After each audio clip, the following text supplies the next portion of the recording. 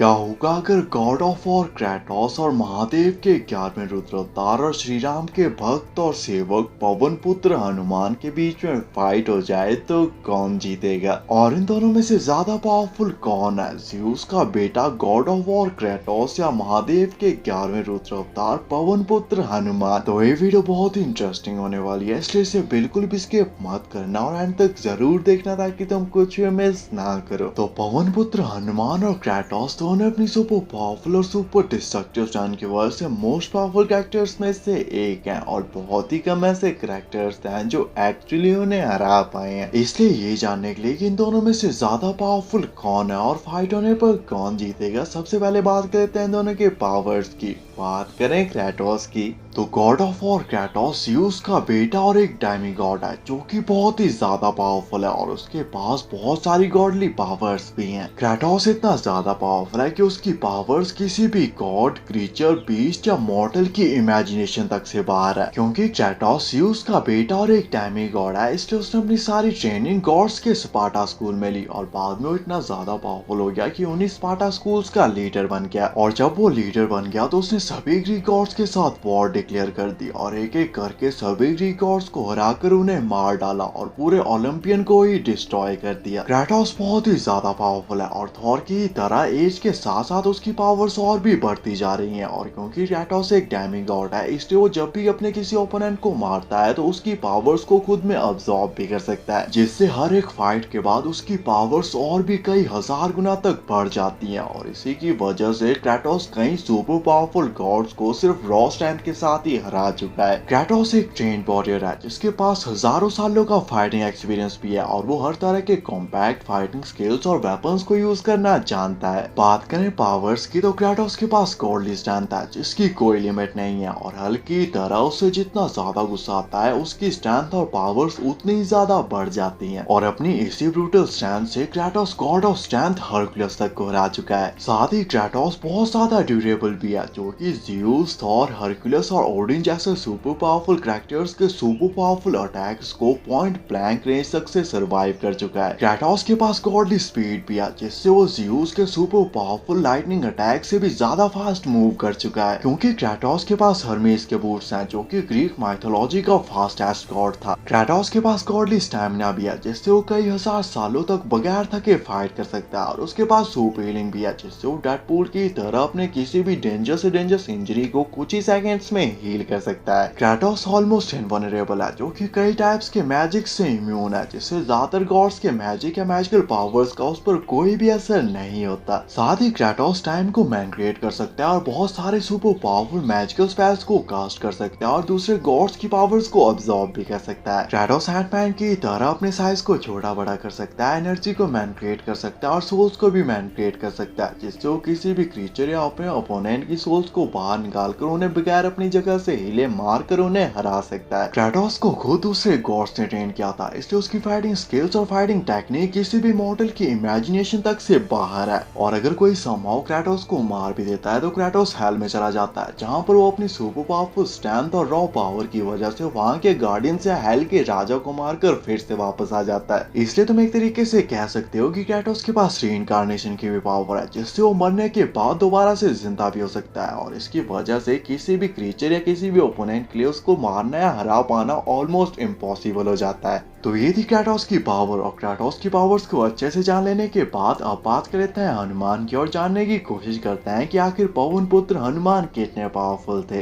तो पवन पुत्र हनुमान भगवान शिव के 11वें रुद्र अवतार और भगवान विष्णु के 7वें अवतार श्री राम के भक्त और सेवक थे। हनुमान रामायण के सेंट्रल कैरेक्टर और महादेव के सभी अवतारों में से सबसे बलवान, शक्तिशाली और बुद्धिमान अवतार थे, जो कि 7 चिरंजीवियों में से एक है, जो रामायण के टाइम पर भी थे, महाभारत के टाइम पर भी थे, कलयुग में भी हैं और संसार के अंत तक भी जीवित रहेंगे। और इसीलिए उनका उल्लेख हमें रामायण के अलावा महाभारत और दूसरे पुराणों में भी देखने को मिलता है। बचपन में एक बार हनुमान फल समझकर सूर्य को खाने निकल पड़े और संसार को अंधकार से बचाने के लिए इंद्रदेव ने हनुमान पर वज्र से प्रहार किया, जिससे उनकी ठुड्डी टूट गई और वो बेहोश होकर नीचे गिरने लगे। और अपने पुत्र की ऐसी दुर्दशा को देखकर वायुदेव इतना ज्यादा क्रोधित हो गए कि उन्होंने पूरे संसार से वायु के प्रवाह को ही रोक दिया, जिससे वायु के बिना संसार के सभी जीव जंतु दम घुटने से तड़प तड़प कर मर गए, जिसके बाद स्वयं ब्रह्मदेव को वहां पर आना पड़ा। उन्होंने सब कुछ ठीक किया, संसार के सभी जीव जंतुओं को दोबारा से जीवित किया और सभी देवताओं ने मिलकर पवन देव के क्रोध को शांत किया, जिसके लिए ब्रह्मदेव और सभी देवताओं ने हनुमान को बहुत सारे वरदान भी दिए, जिसमें ब्रह्मदेव ने कहा कि इस पर किसी भी अस्त्र या शस्त्र का कोई भी असर नहीं होगा। इंद्रदेव ने कहा कि इसका शरीर मेरे वज्र की तरह कठोर बन जाएगा। सूर्यदेव ने हनुमान को अपने तेज का कुछ अंश प्रदान किया और वरुण देव ने कहा कि किसी भी पाश या जाल का इस पर कोई भी असर नहीं होगा। और यमदेव, यमराज, कुबेर और विश्वामित्र जैसे बहुत सारे देवताओं ने भी हनुमान को बहुत सारे वरदान, शक्तियां और अस्त्र शस्त्र प्रदान किए, जिससे पहले से ही महादेव के 11वें रुद्र अवतार महाबली और महाशक्तिशाली हनुमान की पावर्स और भी कई गुना तक बढ़ गई। और इसीलिए मेघनाथ के महाशक्तिशाली और महाविनाशक ब्रह्मास्त्र तक का हनुमान पर कोई भी असर नहीं हुआ था। हनुमान अपने साइज को छोटे से छोटा और बड़े से बड़ा कर सकते थे और उनके पास सुपर स्ट्रेंथ या गॉडली स्ट्रेंथ नहीं बल्कि अनलिमिटेड स्ट्रेंथ थी, जिसे तुम इमेजिन तक नहीं कर सकते। और हनुमान की स्ट्रेंथ का आइडिया तुम इसी बात से लगा सकते हो कि इवन जब उन्होंने महादेव तक से युद्ध किया था तो महादेव तक को एक कड़ी चुनौती दे डाली थी। हनुमान ने लंका पहुंचने के लिए एक ही छलांग में 100 योजन की दूरी तय की थी, जिससे इतनी पावर और शॉक वेव जनरेट हुई कि जिस पहाड़ से उन्होंने छलांग लगाई वो पाताल में धंस गया था। और लंका पहुंचकर उन्होंने अकेले ही हजारों महाशक्तिशाली राक्षसों को हराकर पूरी लंका को जला दिया था, जिसका रावण तक पर एक गहरा प्रभाव पड़ा था। और इवन जब अंगद शांति संदेश लेकर आता है तो रावण कहता है कि राम से कौन डरता है, वो दोनों तो बस सन्यासी है, हमें चिंता तो उस वानर की है जिसने अकेले ही पूरी लंका को जला डाला। और महाभारत के टाइम पर खुद को महाबली और सर्वशक्तिशाली समझने वाले भीम हनुमान की पूंछ तक को जमीन से नहीं उठा पाए थे। तो ये थी हनुमान की पावर्स। और हनुमान और क्रेटोस की पावर्स को अच्छे से जान लेने के बाद अब बात कर लेते हैं फाइट कंपैरिजन की और जानने की कोशिश करते हैं कि इन दोनों में से ज्यादा पावरफुल कौन है और फाइट होने पर कौन जीतेगा। तो क्रेटोस ही उसका बेटा और गॉड ऑफ वॉर्स है, जो कि बहुत ही ज्यादा पावरफुल और स्ट्रॉन्ग है और वो अपनी स्ट्रेंथ से ओडिन, ज़्यूस और गॉड ऑफ स्ट्रेंथ हरकुलस तक को हराकर उन्हें मार चुका है। जबकि दूसरी तरफ हनुमान महादेव के 11वें रुद्र अवतार और श्री राम के भक्त और सेवक थे और वो महादेव के सभी अवतारों में से सबसे बलवान, शक्तिशाली और बुद्धिमान अवतार थे। क्रेटोस अपनी फुल स्ट्रेंथ के साथ हनुमान पर अटैक करेगा, पर हनुमान बहुत ही ज्यादा ड्यूरेबल थे, जिनका शरीर वज्र जैसा कठोर था और ब्रह्मदेव के वरदान की वजह से किसी भी अस्त्र या शस्त्र का भी उन पर कोई भी असर नहीं होता था। इसलिए हनुमान क्रेटोस के किसी भी अटैक को इजिली डॉज या सर्वाइव कर सकते हैं और क्रेटोस के किसी भी अटैक का हनुमान जी पर कोई भी असर नहीं होगा। जबकि दूसरी तरफ हनुमान अपनी गदा के एक ही वार से क्रेटोस को इजिली किल कर सकते हैं। पर ये फाइट इतनी आसानी से खत्म नहीं होगी, क्योंकि क्रेटोस के पास रीइंकार्नेशन की भी पावर है, जिससे वो मरने के बाद दोबारा से जिंदा भी हो सकता है। और क्योंकि क्रेटोस भी एक गॉड है और बहुत ज्यादा स्ट्रॉन्ग और ड्यूरेबल है, इसलिए क्रेटोस भी हनुमान जी के किसी भी अटैक को इजिली डॉज या सर्वाइव कर सकता है। ये फाइट बहुत ही ज्यादा ब्रूटल, डिस्ट्रक्टिव और इंटरेस्टिंग होगी, जो कि बहुत ही ज्यादा लंबी चलेगी, क्योंकि ये दोनों ही कैरेक्टर बहुत ही ज्यादा पावरफुल है, इमॉर्टल है और कई हजार सालों तक बगैर थके फाइट भी कर सकते हैं। इसलिए ये फाइट लगातार हजारों सालों तक चलती रहेगी, जब तक इन दोनों में से कोई एक थक कर हार नहीं मान लेता या जहाँ पर ये लड़ रहे हैं वो प्लेनेट पूरी तरह से डिस्ट्रॉय नहीं हो जाता। इसलिए बात करें एंड रिजल्ट की, तो ये फाइट ऐसे ही लगातार हजारों सालों तक चलती रहेगी जब तक इन दोनों में से कोई हार नहीं मान लेता। और क्योंकि ये दोनों इतनी आसानी से हार नहीं मानेंगे, इसलिए फाइट बहुत ही लंबी चलेगी और रिजल्ट टोटली डिपेंड करेगा कि पहले थकता कौन है, या हनुमान जी क्रेटोस को मार दें और क्रेटोस हेल से वापस ना आ पाए। बाकी आपके हिसाब से इस फाइट में पहले कौन थकेगा, इस फाइट का अल्टीमेट विनर कौन हो सकता है और इस फाइट की और क्या पॉसिबिलिटीज हो सकती हैं, कमेंट करके जरूर बताना। ऐसे अमेजिंग वीडियोस के लिए चैनल को सब्सक्राइब कर देना एंड थैंक्स फॉर वॉचिंग।